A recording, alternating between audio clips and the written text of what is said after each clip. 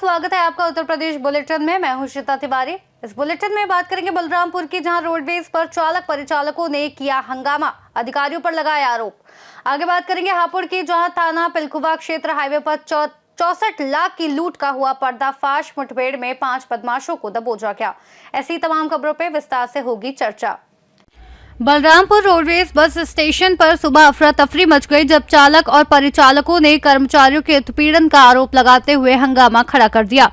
चालक मुकेश मिश्रा, जो उत्तर प्रदेश रोडवेज कल्याण के क्षेत्रीय उपाध्यक्ष भी हैं, ने बताया कि कैसरबाग बस स्टैंड पर लगेज को लेकर विवाद हुआ था। इसके बाद बलरामपुर एआरएम ने बिना किसी वार्ता के रूट में बदलाव कर दिया। उन्होंने आरोप लगाया कि चालक और परिचालक से घूस मांगकर मनमाना रूट दिया जाता है। वहीं एआरएम दीक्षित ने टेलीफोनिक वार्ता में सभी आरोपों को खारिज करते हुए कहा कि स्थिति नियंत्रण में है और सभी बसें सुचारू रूप से चल रही हैं। उन्होंने विभागीय कार्रवाई का भी हवाला दिया। घटना के समय कांग्रेस के पूर्व जिला अध्यक्ष अनुज सिंह और सपा के पूर्व विधायक राम सागर अकेला भी मौजूद रहे। बलरामपुर से सी न्यूज संवाददाता संदीप सक्सेना की रिपोर्ट। बलरामपुर देहात कोतवाली पुलिस ने सरकारी विद्यालयों और कार्यालयों से इलेक्ट्रॉनिक सामान चोरी करने वाले बड़े गिरोह का पर्दाफाश कर 6 आरोपियों श्रवण उर्फ कृष्ण मोहन पांडे, नीरज शुक्ला, विवेक कुमार तिवारी, वीरू उर्फ दीप नारायण पांडे, सचिन पांडे और बबलू पांडे को गिरफ्तार किया है। उनके पास से 2 बड़ी एलसीडी टीवी व 11 अन्य एलसीडी टीवी, 5 कंप्यूटर व सामग्री, 3 अतिरिक्त computer, inverter, printer, solar panel, battery, CCTV, motor pump और घरेलू गैस सिलेंडर सहित बड़ी मात्रा में सामान बरामद हुआ। पूछताछ में आरोपियों ने स्वीकार किया कि वे रात में खाली सरकारी भवनों को निशाना बनाते हैं, सीसीटीवी कैमरे तोड़कर हार्ड डिस्क नष्ट कर देते हैं और चोरी का सामान ग्राम गंगापुर बाकी के बाहर एक खंडहर मकान में छिपाते थे। पुलिस मामले में आगे की कार्रवाई कर रही है। 12/2/26 को कोतवाली की टीम रात की गश्त में चेकिंग कर रही थी। इसी दौरान एक क्विड कार आती हुई दिखाई दी, जिसको रोका गया तो उसमें 2 लोग मिले और उसमें कुछ इलेक्ट्रॉनिक सामान मिले। उनसे गहन पूछताछ की गई। उन लोग के द्वारा पूर्व में की गई 5 चोरियों को स्वीकार किया गया और उनकी निशानदेही पे एक खंडहर से अन्य सामान बरामद किए गए। भारी मात्रा में इलेक्ट्रॉनिक सामान बरामद हुए हैं, जिसमें 8 एलईडी है, 5 कंप्यूटर है, 3 प्रिंटर है, सोलर पैनल 5 है, बैटरी 6 है, सीसीटीवी है, डीवीआर है, कीबोर्ड, माउस, वायर, कुर्सी, तमाम सामान है।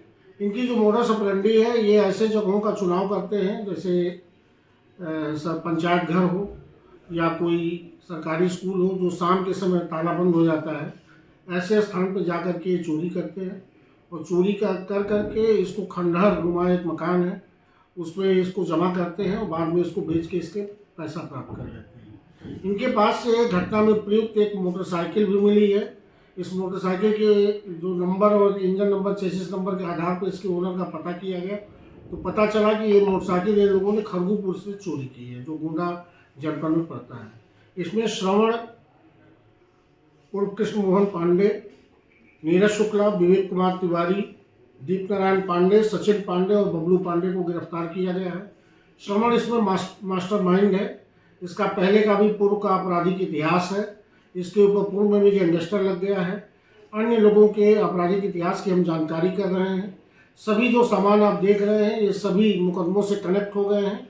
इनकी पूर्व में विवेचना में जो पर्ची लगी थी, उन पर्ची से पूरी तरह कनेक्ट हो गए हैं। बलरामपुर से सी न्यूज संवाददाता संदीप सक्सेना की रिपोर्ट। फर्रुखाबाद के कमालगंज ब्लॉक अंतर्गत बैकंठपुरी बघार स्थित प्राथमिक विद्यालय वरना बुजुर्ग में प्रदेश सरकार के अभियान के तहत चौपाल का आयोजन किया गया, जिसकी अध्यक्षता मुख्य विकास अधिकारी विनोद कुमार गौड़ ने की।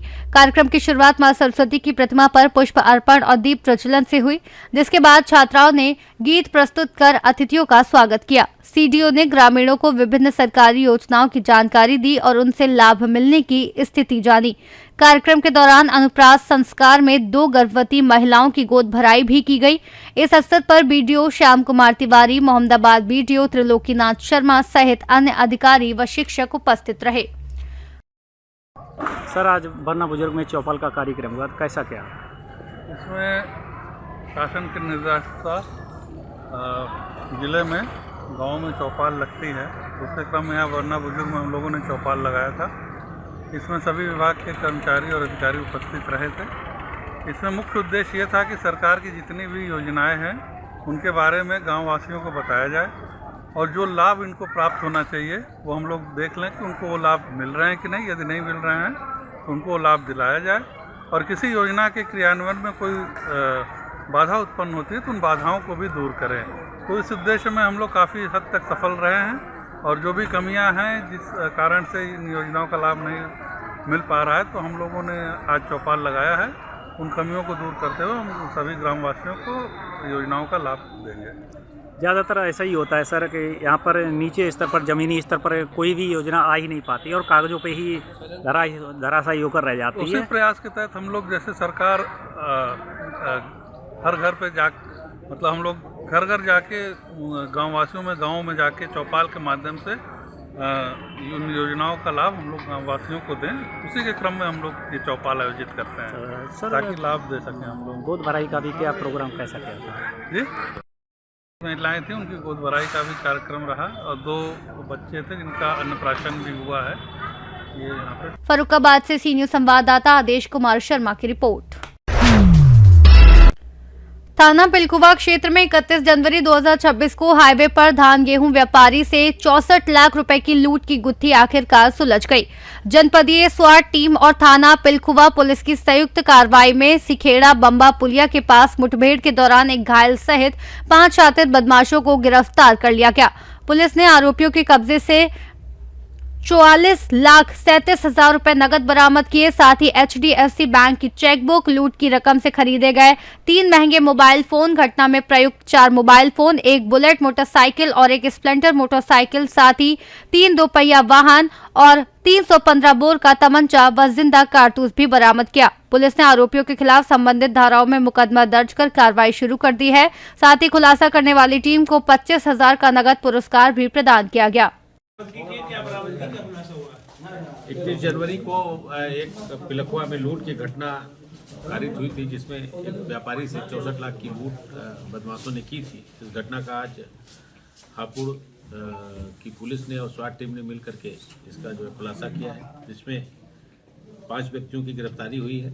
रईस पुत्र अनीस, दानिश पुत्र मकसूद, जुनैद पुत्र शाहिद, सरफराज पुत्र अतीक और रौनक अली पुत्र अस्फाक। इनके पास से टोटल 44,37,000 रुपए नकदी बरामद हुए हैं और 2,94,000 का मोबाइल फ़ोन इन्होंने जो लूट के पैसे से खरीदा था वो मोबाइल फ़ोन बरामद हुए हैं। इस तरह से कुल 47,31,000 रुपए पुलिस टीम ने बरामद किए हैं। साथ ही साथ घटना में प्रयुक्त एक बुलेट मोटरसाइकिल और एक स्कूटी जिसपे बदमाश आए थे, बुलेट मोटरसाइकिल जिससे उन्होंने रैकी की थी और एक स्प्लेंडर मोटरसाइकिल थी। ये 3 मोटरसाइकिलें पुलिस ने रिकवर किया है। साथ ही साथ एक तमंचा, 2 जिंदा कारतूस और 1 खोखा कारतूस भी पुलिस ने बरामद किया है। इसके अलावा HDFC बैंक का एक चेकबुक भी पुलिस के इस घटना से रिलेटेड। हापुड़ से सी न्यूज संवाददाता सचिन सागर की रिपोर्ट। स्वर्गीय समाज सेवी राजेंद्र जायसवाल लल्लू भैया की पुण्यतिथि पर जिला क्रिकेट एसोसिएशन ललितपुर द्वारा तुवन मंदिर मैदान में ललितपुर प्रीमियर लीग सीजन 3 2026 का भव्य शुभारंभ किया गया। कार्यक्रम का उद्घाटन भाजपा जिला अध्यक्ष हरीश चंद्र रावत व महंत राम लखन दास ने फीता काटकर किया और खिलाड़ियों का उत्साहवर्धन करते हुए खेल को अनुशासन व टीम भावना का माध्यम बताया। समारोह में कई गणमान्य नागरिकों ने श्रद्धांजलि अर्पित की। लीग में 6 टीमें भाग ले रही हैं और कुल 18 मुकाबले खेले जाएंगे, जबकि फाइनल 25 फरवरी को होगा। विजेता को 1 लाख व ट्रॉफी तथा उपविजेता को 61,000 व ट्रॉफी दी जाएगी। आयोजकों ने बताया कि प्रतियोगिता का उद्देश्य स्थानीय प्रतिभाओं को मंच देना और जिले में क्रिकेट को बढ़ावा देना है। ललितपुर से सी न्यूज संवाददाता विकास सोनी की रिपोर्ट। कचना थाना क्षेत्र के रोकड़ी गांव में अराजक तत्वों द्वारा गांव में दहशत फैलाने की कोशिश की गई। गांव के खेत में रात में 7 फीट लंबा और 7 फीट गहरा गड्ढा खोदा गया, जिसे ढककर समाधि का रूप दिया गया और उस पर माला फूल चढ़ा दिए गए। सुबह गांव में इस घटना की जानकारी फैलते ही लोगों में डर का माहौल बन गया। सूचना मिलते ही ग्राम प्रधान के साथ बड़ी संख्या में लोग मौके पर पहुंचे और कचना पुलिस को सूचना दी। पुलिस ने गड्ढा खोदकर देखा तो वहां कुछ भी नहीं पाया। 2 दिन से गांव में दहशत का माहौल था, लेकिन जब गड्ढा खोला गया तो ग्रामीणों ने राहत की सांस ली। गांव वालों का आरोप है कि कुछ अराजक तत्वों ने राजनीतिक माहौल बिगाड़ने और गांव में तनाव फैलाने की कोशिश कर रहे थे। पुलिस मामले की जांच कर रही है। कुछ मिला नहीं हम लोगों को।